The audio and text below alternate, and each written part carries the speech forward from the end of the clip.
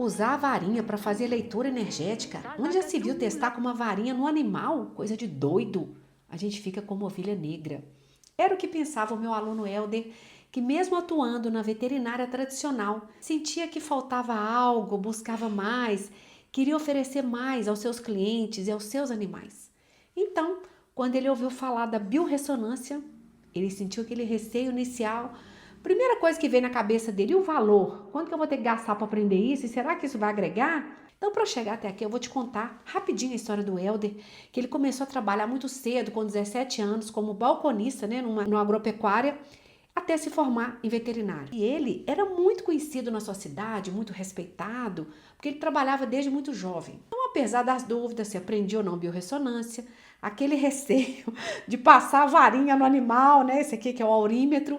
Então, apesar desse receio, ele decidiu aprender a técnica da biorressonância. Ele já começou, né? Ele aprendeu, foi aprendendo e foi testando. Então, testou nos seus próprios animais, nos seus clientes, na sua família, inclusive na sua filha, que sofria com queda de cabelo. Ele testou com aurímetro, identificou que a origem daquela queda era devido à interferência ambiental, por desequilíbrio em rede elétrica.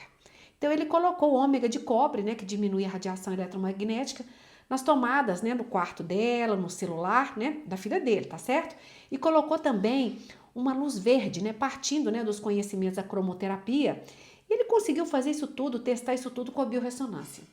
Então, os resultados começaram a surgir e de forma impressionante, mas uma situação específica havia chamado muito a sua atenção. Eu vou te falar daqui a pouco, tá? Mas ele detectou, por exemplo, um transtorno psicoemocional em um cachorrinho, né? Ele testou, né, com aurímetro e viu que o cachorrinho tinha fobia. E sua tutora confirmou. Ele realmente tinha muito medo de trovão, de rojão, né? Em outro atendimento, ele descobriu uma incompatibilidade alimentar com frango, que batia exatamente com os sintomas relatados pela tutora. Se der frango para a cachorrinha, passava mal, dava diarreia, vomitava. Bom, isso foi gerando mais segurança. E ele continuou com seus testes. Fez teste até com os donos dos pets. Um deles, um rapaz de 20 e poucos anos, ele identificou alguma alteração ali no órgão sexual. E o rapaz ficou assim espantado e falou com ele: olha, quando eu tinha 16 anos, eu sangrei pelo pênis. E recentemente eu fiz um exame que realmente foi acusado alterações nos espermatozoides. E Helder nunca tinha atendido esse rapaz antes. E uma história parecida aconteceu com ele também, que ele atendeu uma veterinária e quando ele foi lá, né, testar com a aurímetro, ele também viu que tinha alteração nos órgãos sexuais. Ela falou: olha, eu acabei de vir do ginecologista e realmente ela detectou que eu tô com um mioma no útero. Então ele foi vendo que realmente a biorressonância ela acusa alteração, né? Então agora, um caso chamou muita atenção dele, né? E ele ficou bem impressionado. O que aconteceu? Ele estava atendendo um outro animal, né? E foi lá, né, com aurímetro e detectou alteração no peito do cachorrinho. Então ele fez o raio-x, mostrou ali uma massa pequena. Tudo bem, uma massa. Mas ele foi piorando muito rápido. Infelizmente, o cachorrinho não conseguiu, ele faleceu.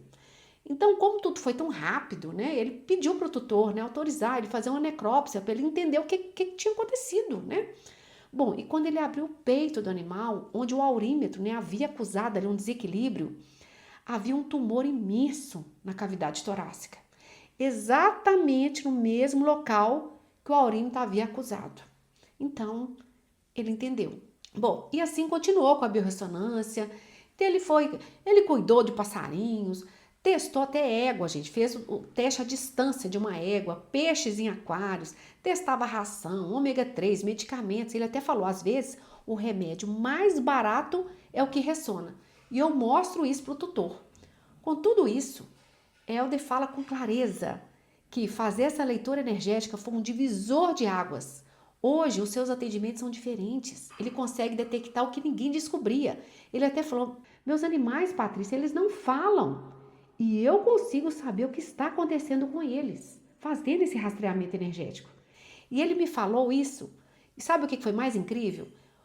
Ele me falou, hoje o pessoal chega e fala, faz aí comigo aquelas coisas de doido que você faz e ri. Mas tudo bem, nós somos doidos felizes. porque com tudo isso, o seu nome acabou se propagando ainda mais na cidade. Ele era conhecido, se tornou mais conhecido ainda.